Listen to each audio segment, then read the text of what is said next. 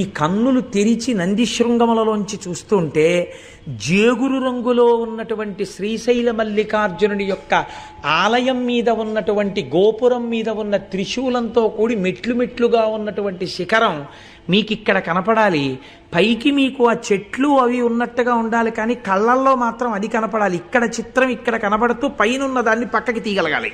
అలా ఎవడు తీశాడో వాడికి పునర్జన్మ న విద్యతి, ఇంకా వాడికి పునర్జన్మ లేదు. ఎందుకంటే వాడు అంత ధారణ చేసి ఉన్నాడు కనుక. అందుకే శిఖరేశ్వరం దగ్గర ఒక పరీక్ష పెట్టాడు పరమాత్మ. అమ్మవారు అడిగింది ఒకసారి, ఏమయ్యా పరమాత్మ అంటే, అమ్మవారికి తెలియక అడగదండి ఈ విషయాలు, మనకి తెలియ చెప్పడం కోసం అడుగుతుంది. ఏమండి ఏమిటి, శిఖరేశ్వరం దగ్గరికి వచ్చి నందిని తిప్పి చరణందిని ఇలా చూస్తే శిఖరం కనబడితే ఇక పునర్జన్మ లేదా, మోక్షం ఇచ్చేస్తారా? ఎలా ఇచ్చేస్తారండి అలాగా?